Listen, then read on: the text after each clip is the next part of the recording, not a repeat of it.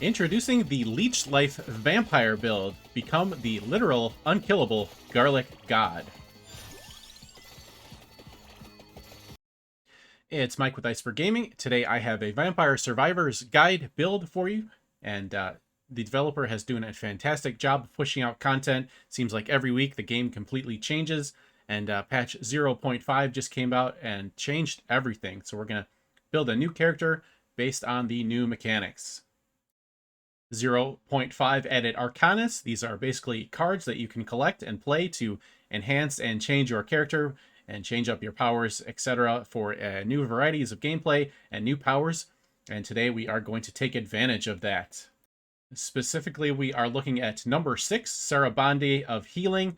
Healing is doubled, and recovering HP damages nearby enemies for the same amount. Now, if you don't know how to get this, see my most recent video up on the channel about the new 0.5 content. I unlocked this live in that video. Next, we will look at the power-up requirements for this build. Now, the only one really required for this build is recovery.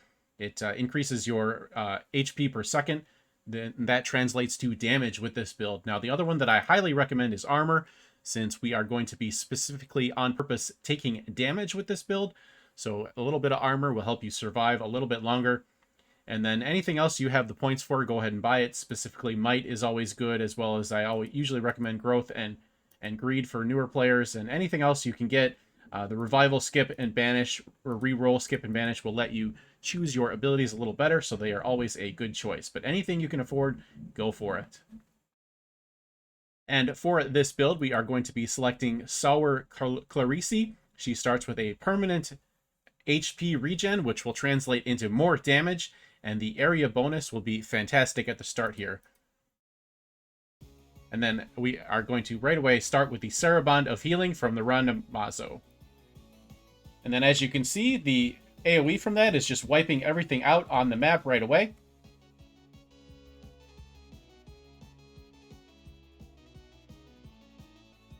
Now, to make this build work, there are some abilities that you must have. First of all, we are starting with the Santa Water as Sour Clarice. So we want to get the Attract Orb to evolve the Santa Water. Since we have it, we might as well evolve it. Next up, we're going to need the Garlic plus the Heart to evolve it into the Soul Eater.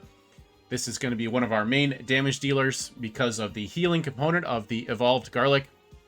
And then the same thing with the Whip, and the Black Heart evolves into the Bloody Tear, which does very nice damage and quite a bit of healing as well, and that healing will translate into more damage.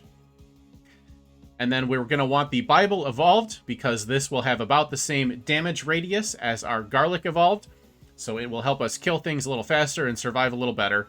And finally, I do recommend the Candelabrador to increase the AoE of everything, and the more area of this Garlic evolved we can get out, the more damage we're going to do, the more healing we're going to do, which means the more damage we're going to do. So this leaves us 2 more attacks to play with, and 1 more passive to deal with that you can kind of pick whatever you want with these. Some abilities that I would recommend include the Vandalier is always a great choice, as arguably the highest DPS ability in the game. You would get the 2 pigeons, and then they merge into Vandalier at level 8. Another great choice is the Fire Wand plus Spinach evolved into the Hellfire. This is an amazing DPS ability on its own, plus the Spinach will be buffing your Garlic and Bibles and Whip, so always a fantastic choice.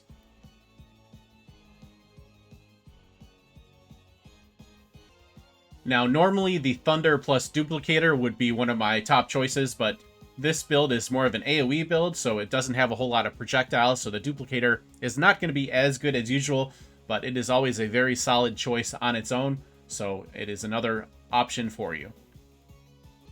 And obviously, since we are getting the Candle, the Axe is a great choice to evolve into the Death Spiral. One thing to keep in mind with this build is that you're doing damage every time you're healing, so if you need a damage boost, you can always pick up a Floor Chicken, and it will do an AoE pulse and kill things around you very efficiently. This also works with the floor chicken that you get from level ups at the end of the game when you've maxed out all your abilities. If you select the healing instead of the money, you will get a big pulse of damage. The bosses at the 11-minute and 21-minute marks will give you a chance to get more of the Arcanas if you have more unlocked. And you can kind of take whatever you want here, but for this build that we've got going on here, Slash is a very good choice. If you get the Fire Wand, then Heart of Fire is excellent. Otherwise, Awake is interesting. And Chaos in the Dark Knight, I kind of have mixed feelings about. I kind of think it's good, but it also is, I'm not sure. So you can kind of pick what you like there. Now, once you evolve your garlic, you're going to take advantage of the armor I mentioned earlier. This is where this build starts to really shine. The evolved garlic, the Soul Eater, does more damage when it is healing you. So we're going to want to try to take damage, and we're going to try to keep our health below 100%. Now, the only thing we have to be careful about is that we don't take too much damage and die, but any minor damage will be healed immediately by our massive healing with this build. Another thing I like about Vandalier for this build is that the AoE area is approximately the same as our Evolved Garlic and our Evolved Bible. So it's not wasting a lot of damage, unlike the Fire Wand, which shoots out. Behold the power! The 25-minute boss was killed in less than 10 seconds. Under 1 minute left, and we are still mowing down the competition. Now, as a reminder, if we start to get into trouble, we can take a floor chicken for a big pulse of damage, like so. Not only does it heal us up, it also emits a large pulse of damage from the healing.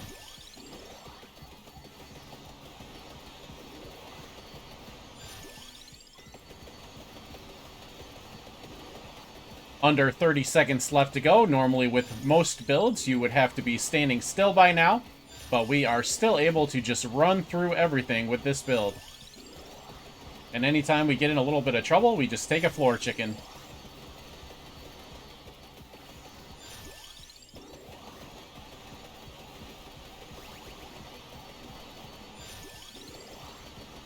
Our health isn't even going down very much.